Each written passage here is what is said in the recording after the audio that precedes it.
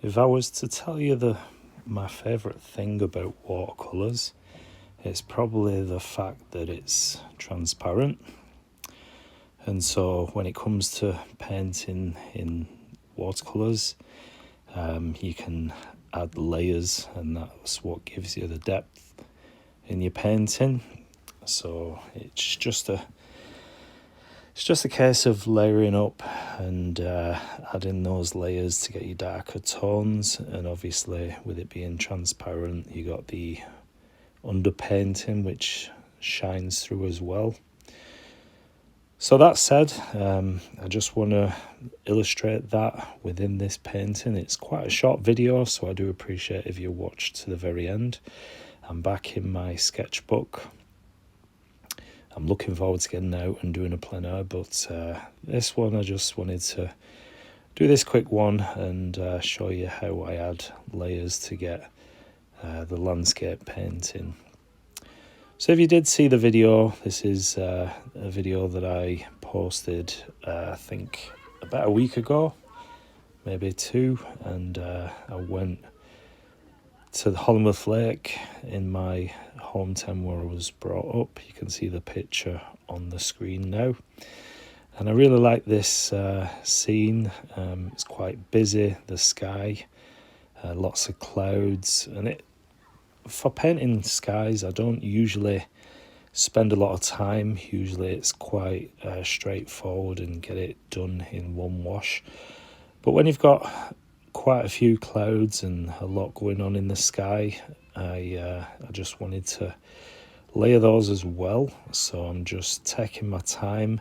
I did the cerulean blue first and then just went in with a wet brush to sort of blend those blues out a little bit.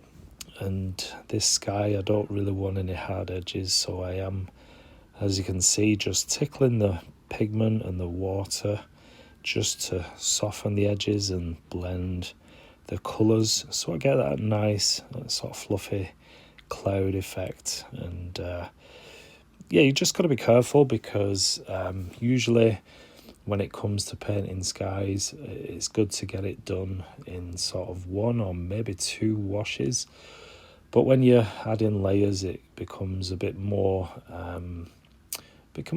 difficult to get those soft cloud-like effects, and you can actually use a bit of tissue to blot out as well to lift some of that pigment.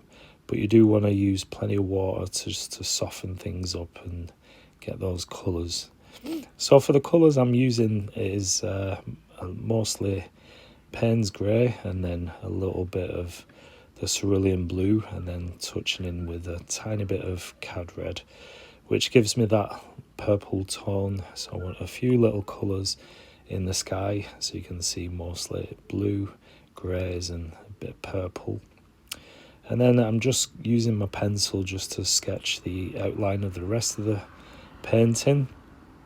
Obviously I don't tend to use a pencil when it comes to the skies. I know what I just like the softness, and I don't try and plan things out too much when it comes to sky. I want it nice and loose, and this painting is quite loose, quite simple really if you break down the landscape into shapes. You've got perhaps 3 or 4 shapes, the water being one whole body of shape, and you just want to get the same colours that are in the sky, and you want to reflect that in the water as well. So I did this the sky in one take. I did it one evening, and then it was actually the day after that I wanted to reflect the sky, the clouds, the colours into the water, so it gives that coherent sort of feel. But with watercolour, I mean, my pigment was already in the palette, so I just needed to reactivate that colour. And it's pretty straightforward anyway. I know how to make that colour again, just using cerulean blue, a little bit of Payne's Grey, and then touching in a little tiny bit of the red, cad red. But you can use any of those colours really, and just to get those down. And then I'm just tackling, you can see Misty in the background. She just walks back and forward, wants to get in the video. But for the distant hills, it's just a pale mix of mostly sap green, and I'm using my mop brush here now. I think it's a size 2 Da Vinci mop brush, and it holds plenty of water, so with the size that I'm using for this sketchbook, it's a perfect size for a bigger brush. You don't need anything too big with it being a smaller surface. So in essence, this is my big brush that I'm using, and I just wanted to vary the mix a little bit. And this is where you can really have fun and use your artistic license when it comes to painting from reference photos. I'm just tapping into some colours that aren't necessarily there, and I want to just tweak things a little bit and exaggerate some colours. So this is more of a Van Dyke brown mix, and I did use sap green mixed in, and just varying my mixes, and then using these Mangaka pens, 0.2 sepia, and then I wanted to strengthen up the hills in the background as well. So you got different tones in the hills. It is distant, so you do want a nice diluted mix, quite light, quite pale, but you do want to try and vary the mix, and have little essences of shadow, and with the lots of clouds you can get those shadows on the hills. And so this is just a bit of a tree line on the sort of mid distant land before you get to the hills. So this is just a darker mix, and I'm using the Payne's grey as well, with a little slight bit of Van Dyke brown, and then just roughing up some of the foliage in the foreground. So I want the foreground to be darker in contrast than the distance, and then just adding some of that cloud colour in the water. So you just want to go straight across with that. You don't want to sort of come down at angles. You want to get those lines nice and straight. You can actually use masking tape to get straight lines, but I didn't bother with this because it's not too big of a surface. And then just injecting a little bit of colour. I'm using just straight red in some of the areas, just maybe flowers or some sort of foliage in the trees and branches and all that sort of thing in the foreground.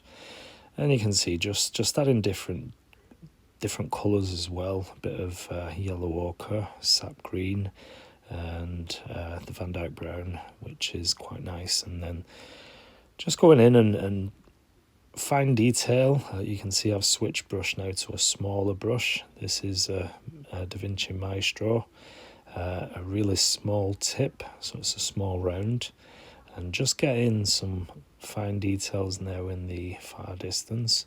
So I don't want anything too defined, because this is quite far. It's probably about 2 miles, maybe a mile. I'm not sure, but you can't really see anything very clearly. But you can use a pen just to get the straight, sharp line for the land as it meets the water, and just make sure that you try and get as straight as possible. It is sometimes difficult with a fine nib on watercolor paper. This is my Sea Whites of Brighton sketchbook. So it does have that texture. It's a watercolor pad, watercolor sketchbook. So you just got to be careful, take your time when it comes to using those straight lines. So I'm just playing now with darker colours, just different darker tones, using the pen as well, just going back and forth. And I think I'm pretty much done with this one. Just wanted to do a simple painting. I do like this scene, and it is from the photo reference. But I hope you like this one. I hope it gives it some ideas of what to paint if you're sort of facing artist block or anything like that. But that's it. Thanks for watching, and I'll see you in the next video. Take care. Bye bye.